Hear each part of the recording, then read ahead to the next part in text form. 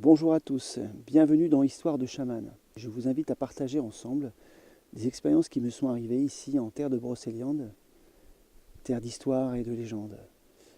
Ces expériences vous permettent de passer du monde visible au monde moins visible, d'expérimenter par vos sens d'autres façons de percevoir qui vous pouvez être, parce qu'il y a plein de personnages dans l'existence, et j'espère que nous allons partager des moments profonds, des moments joyeux aussi. C'est assez drôle en fait comme univers et que ça va vous permettre de vous grandir à vous-même.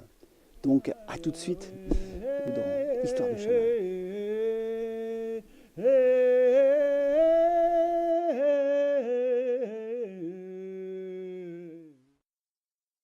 Donc c'est une histoire qui m'est arrivée il y a aussi assez longtemps avec une personne que j'accompagnais.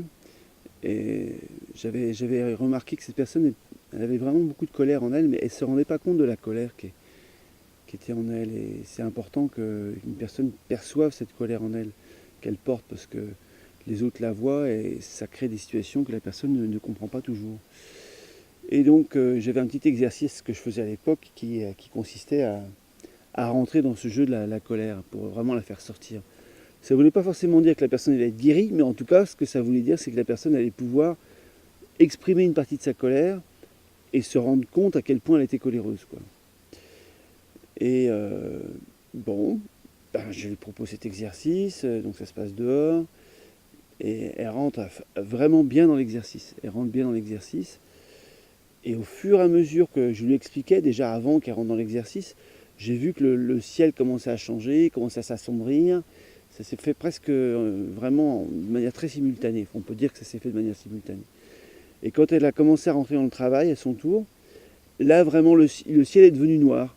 Et quand elle a explosé sa colère dans le travail, il y a eu carrément des boules d'énergie, comment on pourrait dire ça, comme des phénomènes d'éclairs qui se sont positionnés autour d'elle. Il y en a un qui a pété à 7-8 mètres d'elle, quoi. Et donc ça fait une couleur un peu bleu, bleu clair, bleu blanc, quoi. C'est entre le bleu et le blanc. Bleu blanc, c'est assez fort quand même, hein, et comme la foudre, quoi, un petit peu, quoi. Et bon, bref, le travail se fait, etc., etc. Et donc, au bout d'un moment, on est obligé de rentrer parce que ça devient vraiment, ça vire quasiment au grand coup de vent. Enfin, le début d'un espace de climat où on ne peut plus vraiment rester dehors, quoi.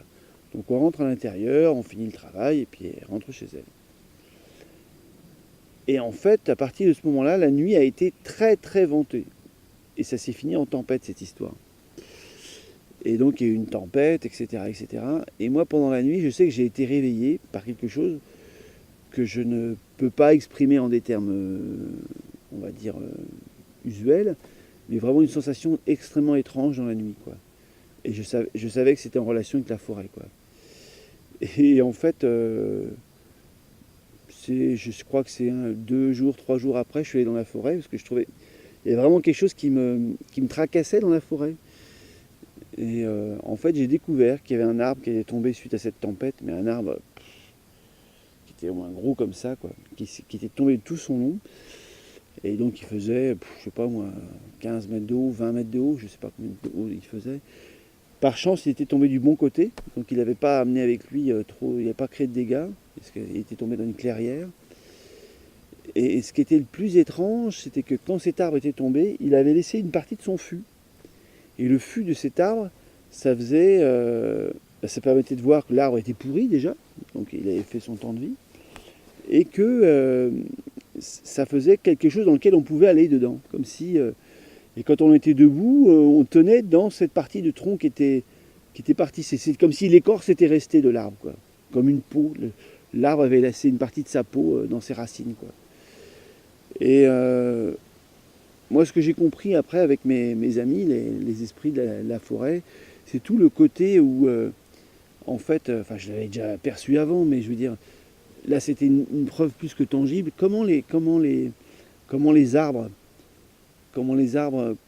accompagnent les humains dans ce qu'ils portent à l'intérieur d'eux et comment ils vont les aider à se libérer de certains poids, quoi. Pour moi, un arbre, c'est un être de prière qui passe son temps en prière Et du coup, cette prière, elle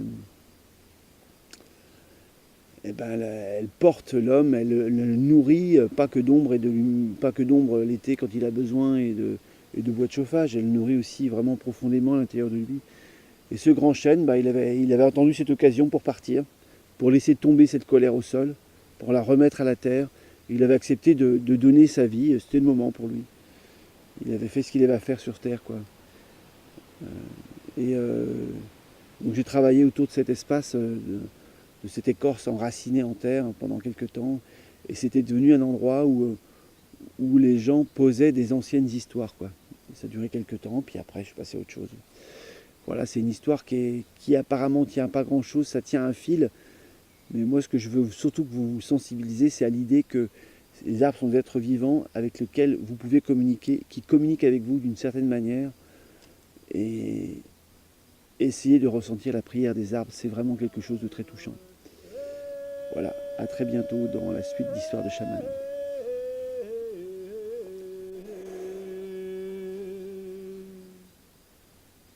Aïe